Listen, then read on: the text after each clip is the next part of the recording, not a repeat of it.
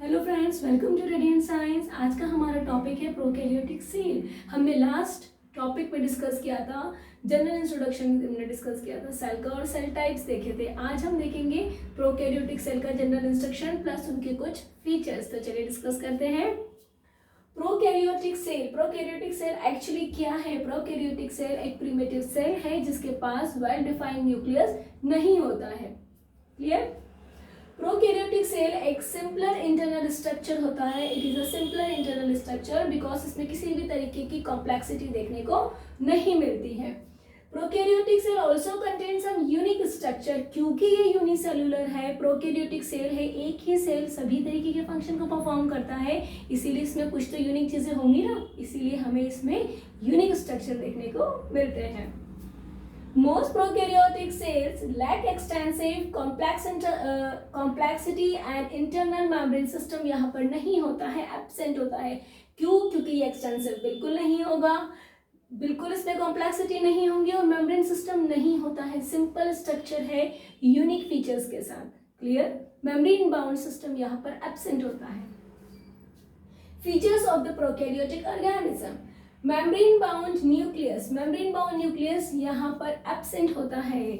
मैंने कहा था मेम्ब्रेन बाउंड जो न्यूक्लियस होता है वो नहीं होता है, क्योंकि न्यूक्लियस जो है वो प्रीमिटिव होता है, इसके पास मेम्ब्रेन पैटर्न नहीं होती है। DNA complex with histone. DNA किससे बना होता है? pyridine and pyrimidine nitrogenous bases से मिलकर बना होता है। Adenine, thymine, guanine and cytosine.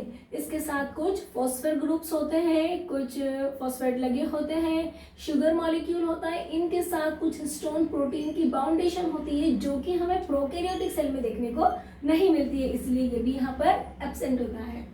Number of chromosome हमें जनरली यहाँ पर सिर्फ एक ही देखने को मिलता है, तो मोस्ट ऑफ द ऑर्गेनिजम्स में सिर्फ एक ही क्रोमोसोम बेटा यहाँ पर प्रेजेंट होता है। माइटोसिस एंड मियोसिस यहाँ पर हमें नहीं देखने को मिलता है, इसीलिए यहाँ पर ये एब्सेंट रहेगा।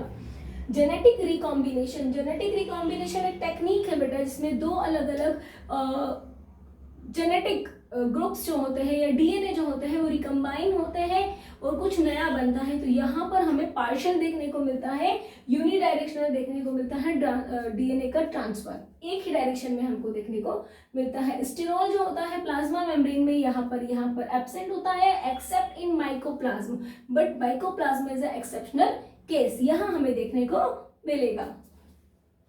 राइबोसोम यहाँ पर हमें 70s देखने को मिलता है। क्यों 70s देखने को मिलता है? इसलिए 70s देखने को मिलता है क्योंकि राइबोसोम दो यूनिट से मिलकर बनता है।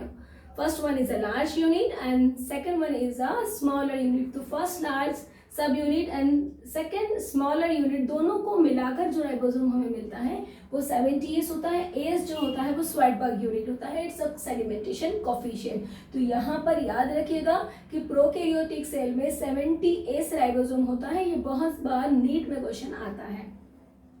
मेम्ब्रेन बाउंड ऑर्गेनेली जो होते हैं वो मैंने कहा था मेम्ब्रेन सिस्टम नहीं होता है, इसलिए ये भी एब्सेंट होते हैं। सभी मेम्ब्रेन बाउंड ऑर्गेनेलीज, माइटोकॉन्ड्रिया है, गोल्जी बॉडी है, इसके अलावा और भी जो हमारे ऑर्गेनेलीज होते हैं वो सभी यहाँ पर एब्सेंट होते हैं। सेल वॉल जो होती है वो प्रेजेंट होती है मोस्ट ऑफ द ऑर्गेनिजम्स में, जो कि मेडअप बनी हुई होती है पेप्टिडोग्लाइकन में, इन यू बैक्टीरिया में। क्लियर? ज्यादातर ऑर्गेनिज्म में यहाँ पर सेल वॉल हमें देखने को मिलती है। इसके अलावा हमें यहाँ पर सीलिया, फ्लैजिला एंड कैप्सूल भी दिखता है। क्लियर?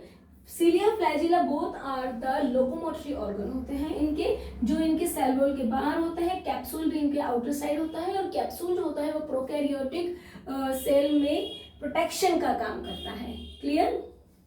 तो आज का हमारा जो ये टॉपिक था ये प्रोकैरियोटिक सेल की कुछ जनरल इंट्रोडक्शन था प्लस उनके कुछ इंपॉर्टेंट फीचर्स हैं जो कि आपके लिए बहुत बेनिफिशियल है, बहुत इंपॉर्टेंट है।